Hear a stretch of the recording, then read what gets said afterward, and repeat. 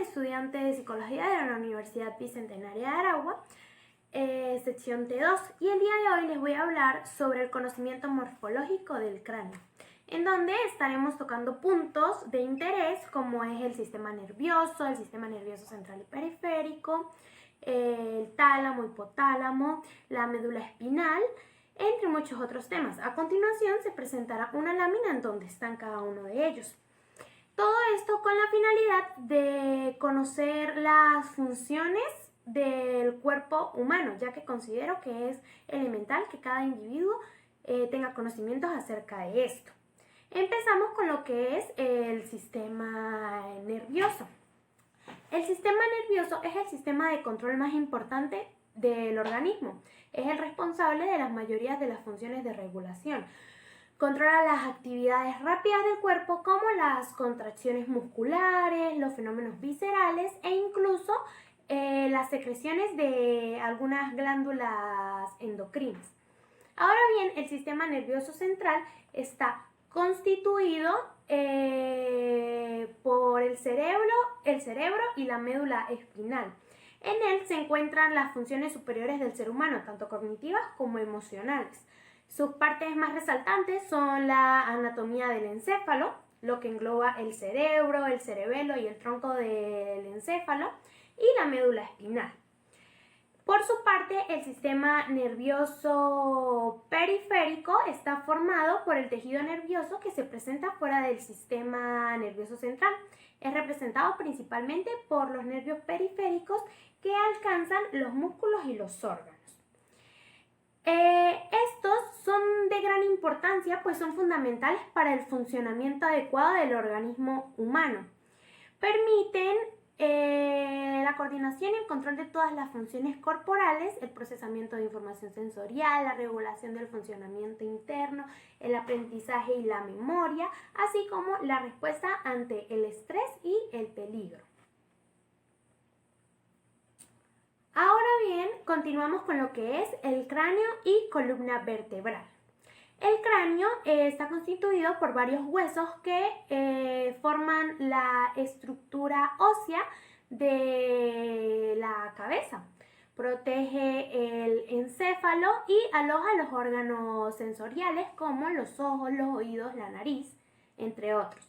Ahora, la columna vertebral está formada por un conjunto de huesos llamado vértebras, que se extienden desde la base del cráneo hasta la pelvis. Esta proporciona un soporte estructural al cuerpo, permite el movimiento y como el cráneo protege al encéfalo, esta se encarga de proteger la médula espinal.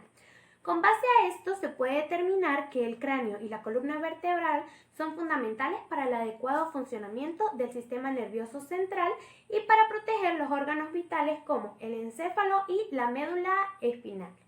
Continuamos con lo que son los meninges. Estos son membranas que recubren y protegen el sistema nervioso central, que incluye el cerebro y la médula espinal. Estas están compuestas por tres capas: la dura madre, la aracnoides y la pia madre. La dura madre es la capa más extensa y la más externa y resistente, que se adhiere al cráneo y a la columna vertebral. Las aracnoides es una capa delgada que se encuentra debajo de la dura madre y está llena de líquido cefalorraquídeo. Y la pia madre es la capa más interna y delicada que se adhiere directamente al cerebro y a la médula espinal. Continuamos con lo que es el cerebro y el cerebelo. Esto crea bastante controversia, ya que hay muchas personas que los confunden. Para muchos es lo mismo, para otros no se sabe si es lo mismo, es diferente, si están ligados, si trabajan para lo mismo. Pues por eso se los explicaré a continuación. El cerebro es la parte más grande y compleja del sistema nervioso. Está dividido en dos hemisferios, derecho e izquierdo, y se encarga de funciones como el pensamiento, la memoria, las emociones, el lenguaje y la percepción sensorial.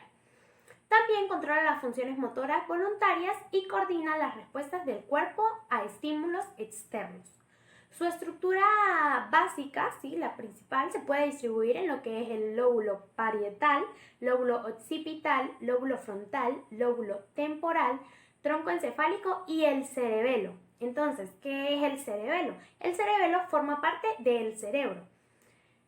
Este se encuentra debajo del cerebro y está conectado a él por medio del tronco encefálico. Es responsable de coordinar los movimientos musculares, mantener el equilibrio y regular la postura corporal. También juega un papel importante en el aprendizaje motor y en la adaptación a los movimientos a diferentes situaciones. De acuerdo con esto, se puede determinar que ambas estructuras trabajan en conjunto para asegurar un funcionamiento adecuado del sistema nervioso y permitir que realicemos actividades cotidianas como caminar, hablar, pensar, entre otros. Ahora bien, el encéfalo se refiere a la parte del sistema nervioso central que se sitúa dentro del cráneo y está formado por el cerebro, el cerebelo y el tronco encefálico. Es la estructura más compleja y vital del cuerpo humano, ya que controla todas las funciones corporales y procesa la información sensorial. Acá surge lo que es el diencéfalo y el tallo cerebral. El diencéfalo es una parte del encéfalo que se encuentra en la parte central del cerebro y está constituido por diversas estructuras, incluyendo en estas el tálamo, el hipotálamo, el epitálamo y el subtálamo.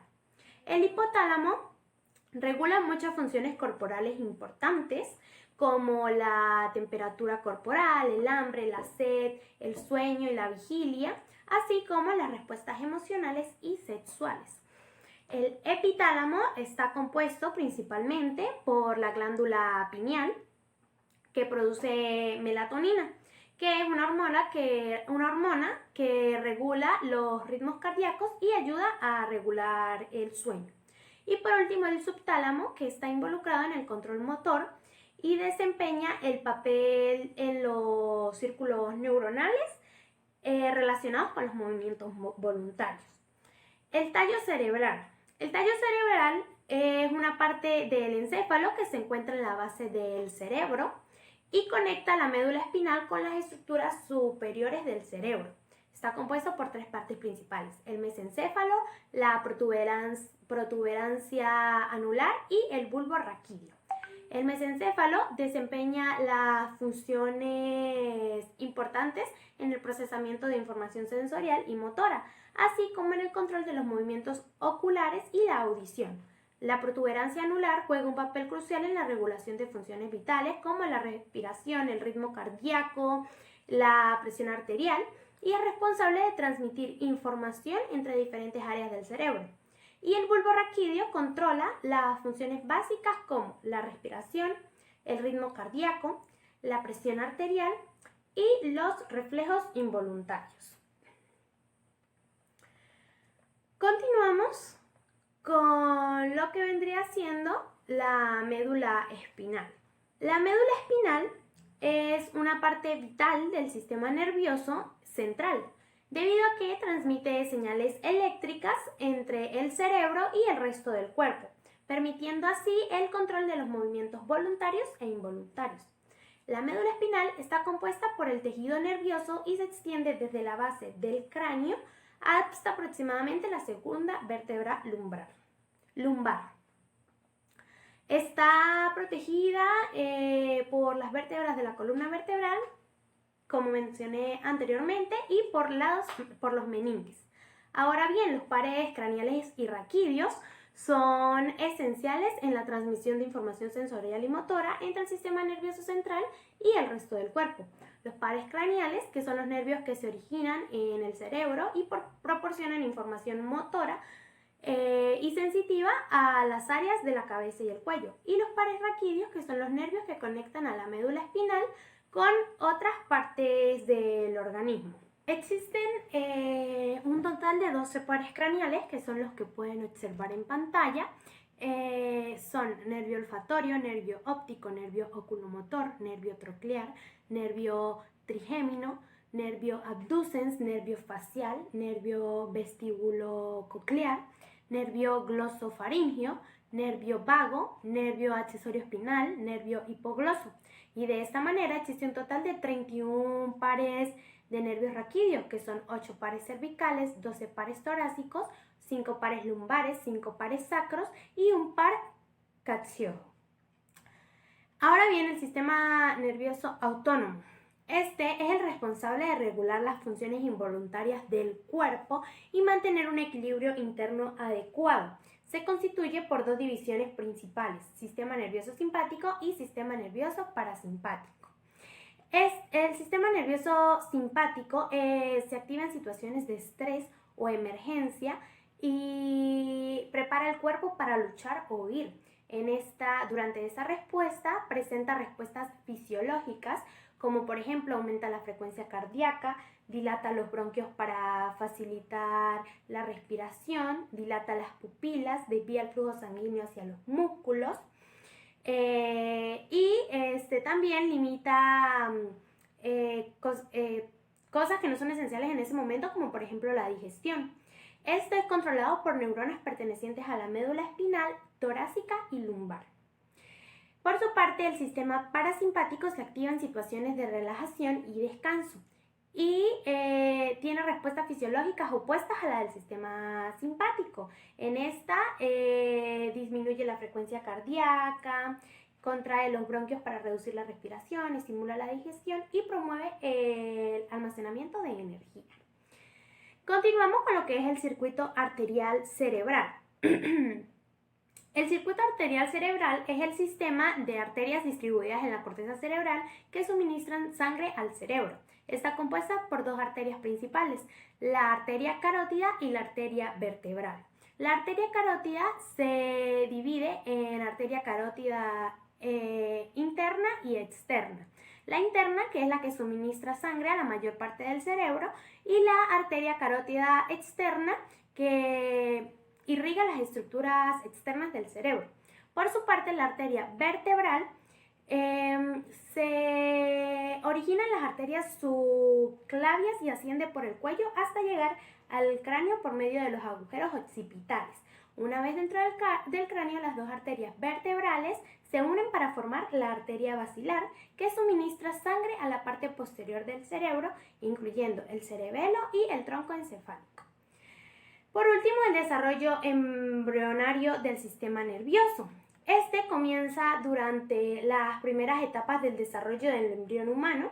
El sistema nervioso se origina a partir de una capa de células llamadas ectodermo, que forma la capa externa del embrión. Esto implica la formación del tubo neural a partir de la placa neural, seguido por la subdivisión en vesículas primarias y secundarias que darán origen a las diferentes regiones del cerebro.